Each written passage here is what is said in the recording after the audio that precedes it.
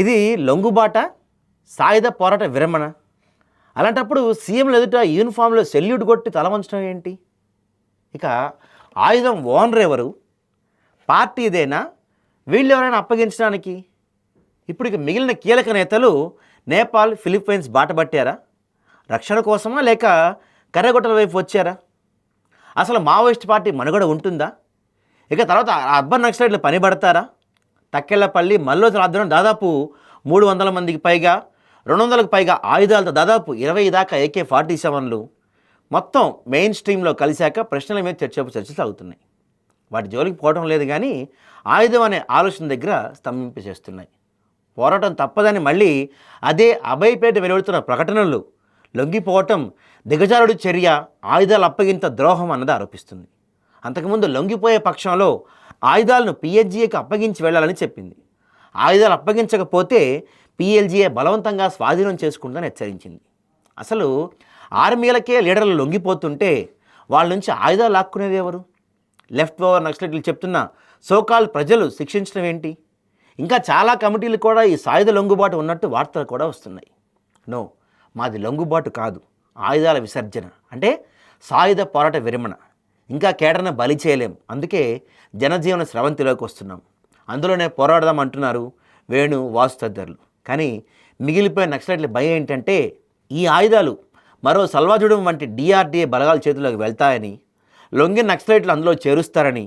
అంటే ఏ తుపాకులు మొన్నటిదాకా నక్సలైట్ల చేతితో ఉన్నాయో అవే తుపాకులు ఇప్పుడు నక్సలైట్ల మీద పేలుతాయని, ఆ తుపాకీదారులే మిగిలిపోయిన నక్సలైట్లు వేటాడతారని. ఆ భయాలు సహేతుకమే. రాజ్యం ఏదైనా చేయగలదు, అయితే ఆయుధం ఓనర్ ఎవరు? అనేక మంది ప్రాణాలు తెగించి శత్రువులతో లాక్కున్న ఆయుధాలు, అవి పార్టీ సొంతం అంటారు మిగిలిపోయిన నక్సలైట్లు. ఆ ఆయుధాలనే కదా మేము విసర్జించాలనుకుంటుంది. సాయుధ పోరాట విరమణ అంటే అదే కదా. సో ప్రభుత్వానికి అప్పగించేస్తున్నాం అనేది బయటకు వచ్చిన వాళ్ళ వాదన. గ్రెనేడ్ లాంచర్ల వంటివి నక్సలైట్ల అడవులో తయారు చేసుకోగలరు, కానీ AK-47 వంటి ఆయుధాలు శత్రువశం కావటం పోరాటంలో ఉన్న నక్సలైట్లకు జీర్ణం కావటం లేదు.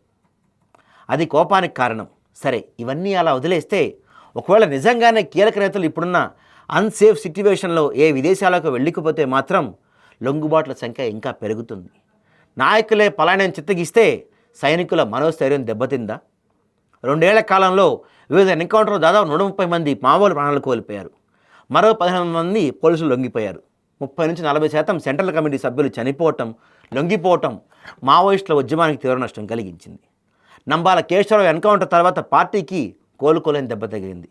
ప్రస్తుతం పార్టీలో కేవలం 12 మంది కేంద్ర కమిటీ సభ్యులు మాత్రమే మిగిలి ఉన్నట్టుంది. వీరిలో మడావి హిడ్జా కీలక వ్యక్తి. హిడ్మా పలు రాష్ట్రాలకు మోస్ట్ వాంటెడ్ పర్సన్. ఈయన కోసం ఏడాదిగా ప్రత్యేక ఆపరేషన్ కొనసాగుతుంది. దండకార్యాలనే భద్రతా బలగాలు జల్లెడ పడుతున్నాయి. హిడ్మాకు పటిష్టమైన భద్రతా వ్యవస్థ ఉంటుంది. పార్టీలో తన రేంజే సపరేట్.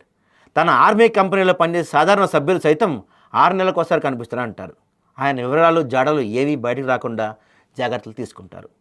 పోరాటంలో ఉన్న వారిలో 8 మంది అగ్రనేతలు తెలుగు రాష్ట్రాలకు చెందిన వారే. వీరిలో గణపతి, తిరుపతి, చంద్రన్న, హనుమంతన్న ఉన్నట్లు సమాచారం.